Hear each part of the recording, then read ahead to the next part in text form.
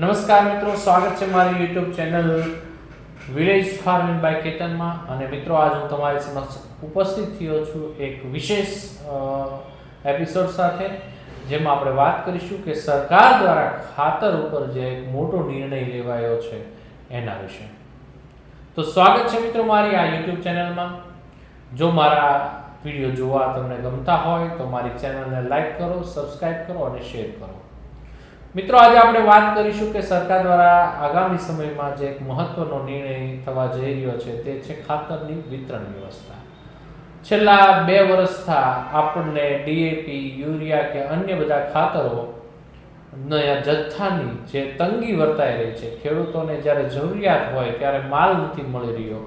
આ તંગીને નિવારવા માટે આગામી સમયમાં સરકાર દ્વારા એક સુમેરું આયોજન કરવામાં આવી રહ્યું છે અને ખાતરની વિતરણ વ્યવસ્થા માટે એક અલગથી વ્યવસ્થા ઊભી કરવામાં આવી રહી છે. અને વ્યવસ્થા એવી છે કે ખેડૂતોને પોતાની પાસે રહેલી જમીનના પ્રમાણમાં જ ખાતરો મળશે. એટલે ખાતરનો જથ્થો ખેડૂતની જમીન સાથે સીધો જ લિંક કરવામાં આવશે. એનાથી થોડું વધારે પણ ખાતર ખેડૂતને મળશે નહીં. અને જે તે ગામની અંદર પણ જેટલા પ્રમાણમાં જમીન છે એ પ્રમાણમાં જ ત્યાંની મંડળીઓ અથવા તો સંઘના જે કાંઈ સેન્ટરો છે એને ખાતર પ્રોવાઈડ કરવામાં આવશે. મિત્રો, આપણા કેન્દ્રીય સચિવ રજત મિશ્રા અને આપણા કેન્દ્રીય ખાતાના મંત્રી એવા જેપી નડ્ડા સાહેબ આ બંને જણાએ મળીને એવું એક એનો હલ ગોતી કાઢ્યો છે, વિતરણ વ્યવસ્થાનો હલ ગોત્યો છે કે જરૂરિયાતમંદ ખેડૂતોને જે કાંઈ જરૂરિયાત છે એ જરૂરિયાતના પૂરતા પ્રમાણમાં ખેડૂતોને ખાતર મળી રહે.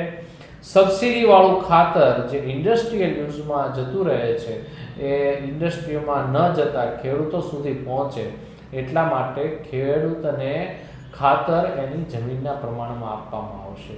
આ નિર્ણય છે માર્ચ 2026થી સમગ્ર ભારત દેશમાં લાગુ કરવામાં આવશે.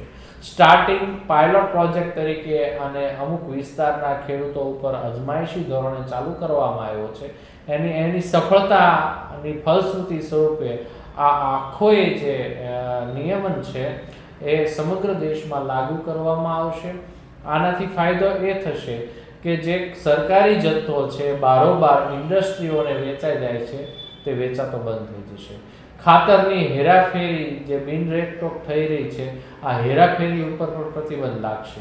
કારણ કે ચોક્કસ જગ્યાએથી જે ખાતરો આપણા બની રહ્યા છે ત્યાંના સેન્ટરોમાંથી ગાડીઓ લોડ થઈને બહાર નીકળે તો એ જ્યાં સુધી લઈ જવાની છે, જે ડેસ્ટિનેશન સુધી જવાનું છે ત્યાં ચોક્કસ ડેસ્ટિનેશન સુધી થાય એ માટે તેમાં પણ અલગ અલગ વ્યવસ્થાઓ ઊભી કરવામાં આવશે, જીપીએસ મેપિંગ કરવામાં આવશે. સાથોસાથ ગાડી અનલોડ થયા પછી એ સેન્ટર ઉપરથી જે થેલીઓ ઉતરી છે તે થેલીઓનું વિતરણ કેટલા ખેડૂતોને થયું અને ખેડૂત પાસે કેટલી જમીન છે આનું જોડાણ સીધું જ એક એપ્લિકેશન દ્વારા કેન્દ્રીયકૃત રીતે કરવામાં આવશે, જેથી ખેડૂતોને યોગ્ય પ્રમાણમાં ખાતર મળ્યું છે કે કેમ, જે વિતરણ વ્યવસ્થાના સેન્ટરો છે ત્યાંથી યોગ્ય પ્રમાણમાં ખાતર ગયું છે કે કેમ, આની માહિતી કેન્દ્રના જે વિભાગ છે એના સુધી પહોંચશે. અને આમાં જો કોઈ ખામી દેખાશે તો જે તે વ્યક્તિ,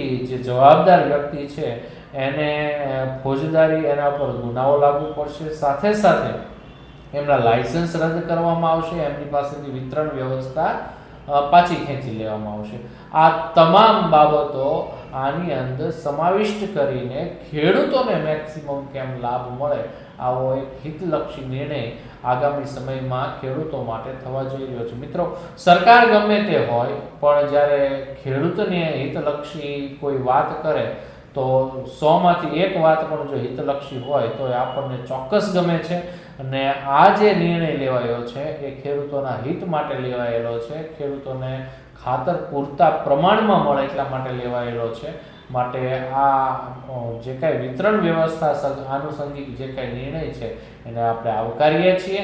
અને એની યોગ્ય વ્યવસ્થા ગોઠવાય, ખેડૂત ખાતર વિહાણો ન રહે, સાથે સાથે એને જોઈતી તમામ જે કંઈ ખાતરો છે એ સેન્ટરો ઉપરથી મળી રહે એ બાબતે સુનિશ્ચિતતા જો દ્રઢ કરવામાં આવે તો ખેડૂત અને ખેતી બંને જીવી શકે. આ આવકારદાયક નિર્ણયને આપણે વધાવીએ છીએ. વિશેષ નવી કોઈ વાત સાથે આપણે ફરી વખત ઉપસ્થિત થશું. ત્યાં સુધી જય સિયારામ.